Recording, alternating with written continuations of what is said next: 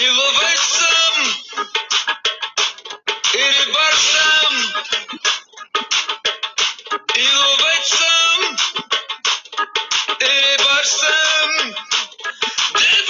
Журналистката Надя Чолакова се среща няколко пъти с Женята, но пълният текст на интервютата и с него така и не вижда бял свят. Евгений Стефанов. Женята, защо искате да ме убиете, звездичка? Това е история от 3 последователни и непубликувани досега разговора с убития Евгений Стефанов. Женята. Остава да се направи окончателен вариант на интервюто, преди да бъде публикувано. Евгений Стефанов изчакваше подходящия момент, в който да проговори. За последен път го видях жив на 30 октомври. На 5 ноември беше убит. Първа среща. През юни вестник 168 часа публикува статия за взрива срещу Константин Димитров Самоковеца. В нея пише: Самоковеца проявява ентусиазъм към полицейските разпити. Те протичат малко след неуспешния атентат срещу картофения Боровец на 31 май 2003 по пътя за Боровец.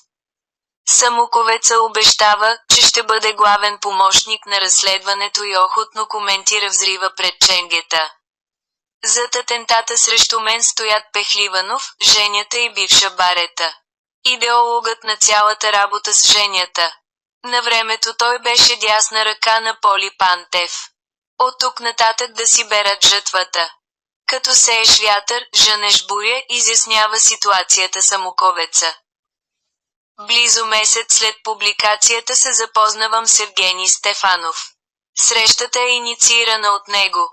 Срещаме се за пръв път в къща в покрайнините на София. В нея има камина, копие на картината «Джокондата» на Леонардо да Винчи и басейн. В градината се разхожда огромно куче. Грохнал помияр, който не хапе. Евгений е седнал на канапе и пие сок. Той с висок, рус, с зелени очи. На пръв поглед е ядосан и гледа лошо. След дълга и тягостна пауза пита: Вие защо искате да ме убиете? Кой иска да ви убие? Какво ви става? Всички, които участвате в това, ни описвате като убийци. Обидно ми беше да прочета, че наричате мен и приятелите ми с глупави прякори. Пишете за хора, които никога не сте виждали. Да не говорим, че някои от тях са доста интелигентни. Бързате да квалифицирате. Виждате в черно-бяло и цитирате само анонимни източници. В медиите приемате наготово всичко, което ви подадат. Целта е да публикувате имената ни на първа страница.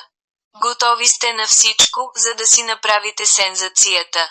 Не си ли задавате въпроса, че може част от вашите източници ви манипулират? И без да се усетите, работите за тях.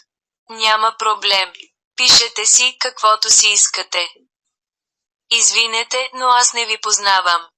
Пиша това, което съм разбрала за вас. Пиша това, което съм разбрала за вас. А работата на източниците е да не излизат на светло и да бъдат анонимни. Мисля, че драматизирате излишно.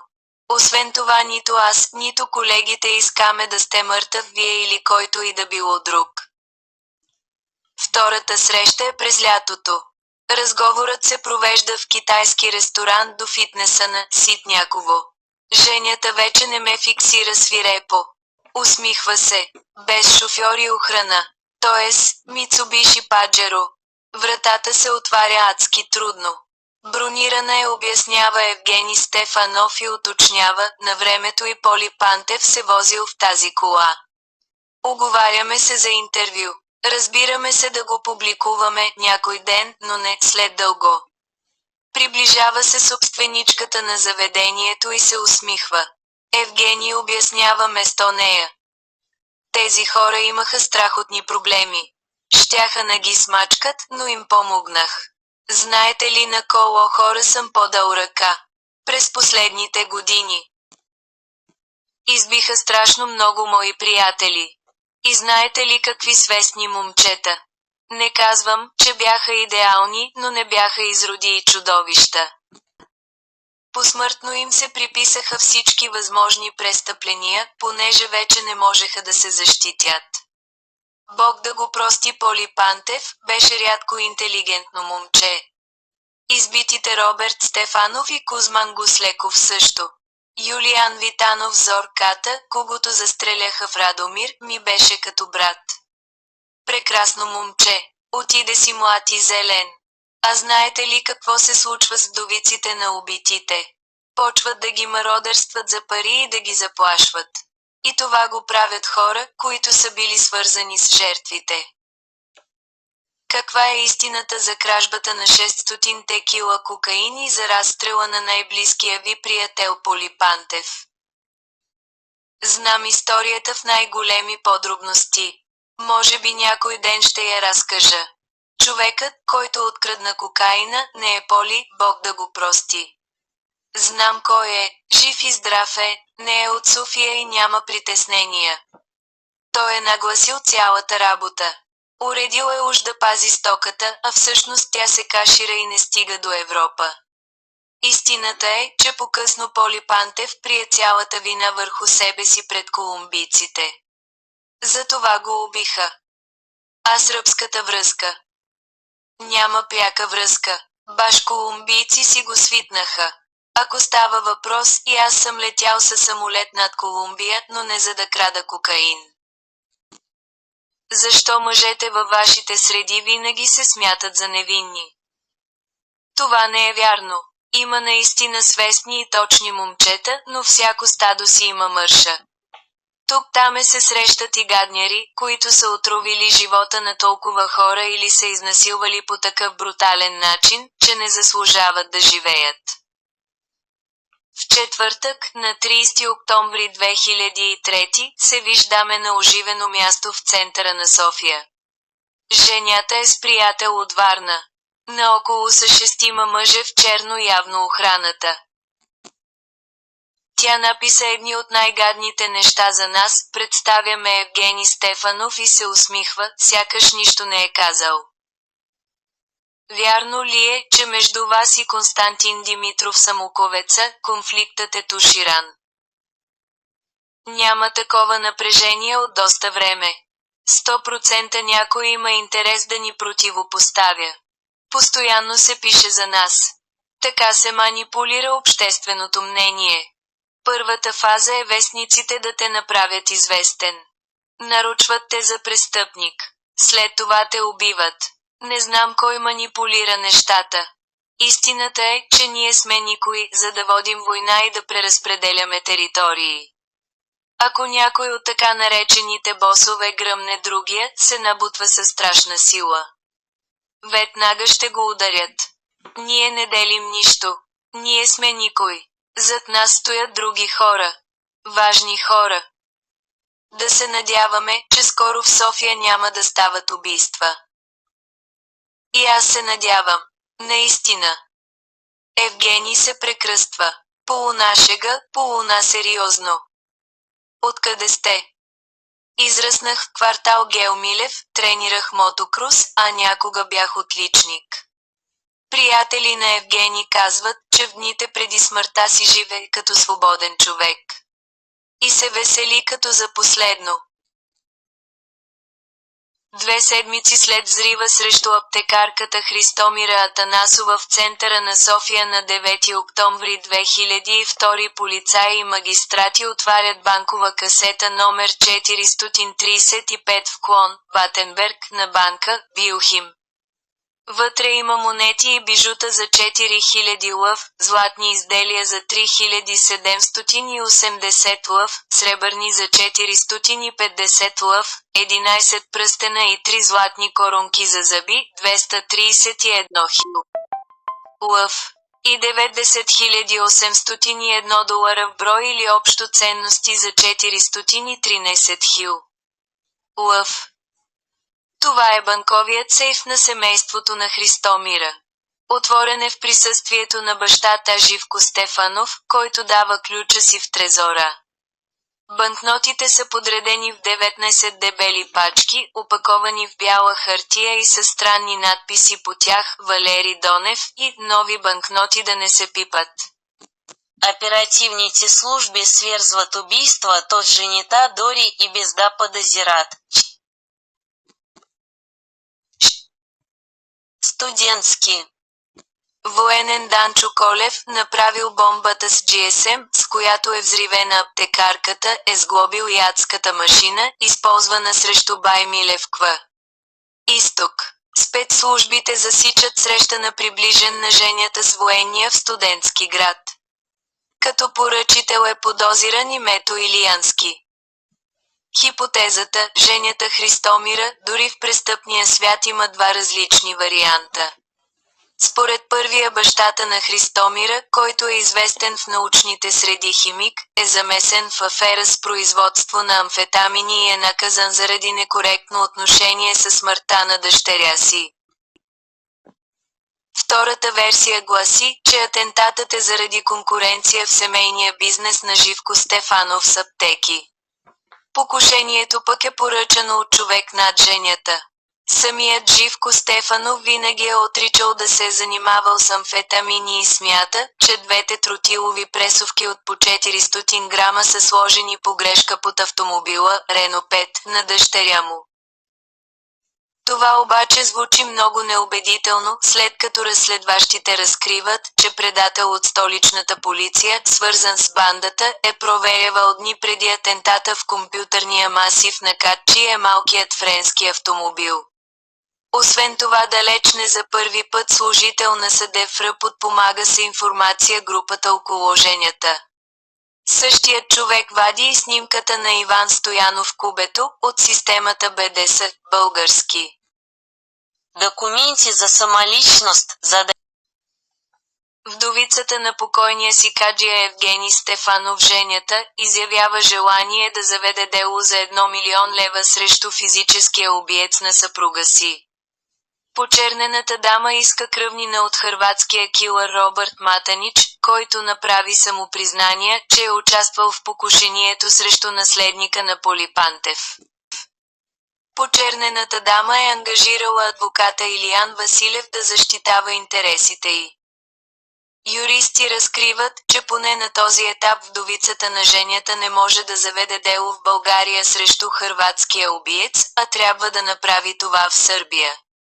Матанич излежава при съда за незаконно притежание на оръжие в западната ни съседка, след което може би ще бъде екстрадиран в България по настояване на родните служби.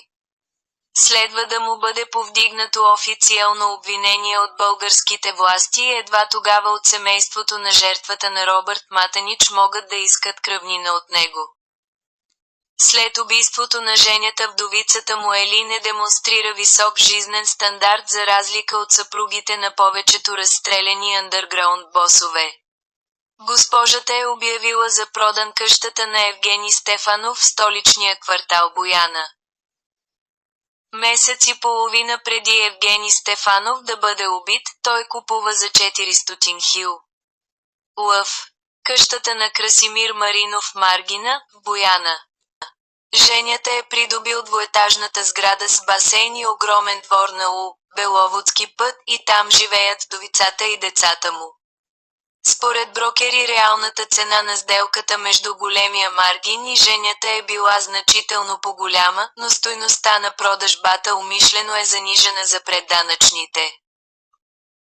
В един от най-посещаваните сайтове за търговия с имоти е пусната обява, в която се съобщава, че друг огромен палат на женята е обявен за продан. Цената на къщата, намираща се срещу двореца, Врана, е 750 000 евро. Къщата е 1100 кв.м, с 2 етажа плюс сутерен със сервизни помещения и подпокривен етаж за ателие, има 5 големи спални, оборудвана кухня и дневна, големи бани, кабинет и гаражи. Дворът е 2 дека, с басейн и пясъчник за деца. Наоколо са само празни пространства, затова районът около зида, който обгражда имота, се наблюдава денонощно от охранителни камери. 5 ноември 2003, сряда, 7,40 ч. Двама дебеловрати мъже с анцузи паркират бронирания си джип Mitsubishi Pajero пред столичния фитнес център Ситняково, познат като Старата баня, Гео Милев. Колата, използвана от женята, е собственост на фирма Futura Group. Нейн шеф е Кирил Щерев, един от най-близките хора на Поли Пантев. Чрез това дружество Пантев държи фабриката за гуми Регенерат в Сливница. Номерът на автомобила е с 3002. Регистрационната табела напомня за тази на Пантевия брониран джип Мерцедес 3004, станал легендарен, след като оцелява при 2 покушения с гранатомет по улиците на София. Евгений и бодигардът му Николай Стойков Стоянов, 33 г, слизат от Мицубишито и поемат по стълбите към входа на фитнеса. Всички, които познават женята, знаят, че обикновено той идва на тренировка заедно с 4-5 яки пазачи. Те чакат на бара, докато босът им блъска в залата. Той събира очите на другите посетители, като вдига стокга на скрипец. Тренира 3-4 пъти на седмица. Но този път го придружава само един от телохранителите му. Откъм близкото кафене се задава мъж, облечен в черно и с маска на главата. Тръгва заплашително срещу. Щом го забелязват, хукват по площадката към вратата. От другата страна изниква силуетът на втори преследвач, облечен в маскировъчни дрехи. Килърите откриват едновременно огън от 3-4 метра с автоматично оръжие и засипват мишените си с 20 куршума. Много от тях пронисват Стефанов в гърба и в главата. След като той пада, покосен на земята, един от убийците ловко го прескача, навежда се и изстрелва контролен куршум в дясното му ухо. Телохранителят е оцелен в крака, врата и над окото, като куршумът излиза през бузата му. Той е откаран с линейка в съзнание във военно-медицинска академия. Очевидци казват, че псува на мутренски жаргон поименно убийците и се кълне, че ще им отмъсти. По-късно изпада в кома и не е разпитан от полицията. Килърите бягат по Черковна, където ги чака черно Ауди 80. Колата изчезва с мръсна газ в посока към улица Оборище. Оставят след себе си пълнител от Мини Европео и 20 гилзи. Екшънът се разиграва пред очите на неколци на ранобудни клиенти на фитнеса, на минувачи, на пътници и шофьори в преминаващите наоколо автобуси и колони от коли. Живеещите в близките сгради си спомнят, че се събуждат от автоматична стрелба. Женята стиска в ръка пистолет Байкал, който обаче не успява да използва. Бодигардът то носи глок, но също не реагира. Единият стрелец тичаше бързо, а вторият на прибежки зад него.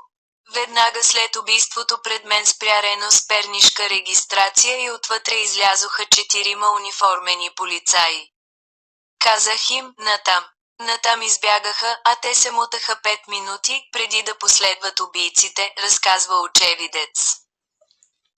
На метри от мястото на убийството се намира кабинка на охранителна фирма Ипон, която някога бе собственост на Бойко Борисов. Пазачът охранява паркинга на фитнес центъра и е свидетел на кървавата стрелба, но не се намесва. Часове след убийството на Евгений Стефанов женята, в кафенето на капалнята Мария Луиза, в София се събират негови съратници щите, които 2 дни по-късно ще сложат на гроба му бели венци с надписи от Иво и момчетата и от Методи и момчетата. Говорят малко, повече мълчат. След сбирката един от тях споделя с репортер на вестник Труд, така е в нашата професия. Помислиш си, че всичко е спокойно, отпускаш се, и те пращат без време в пенсия.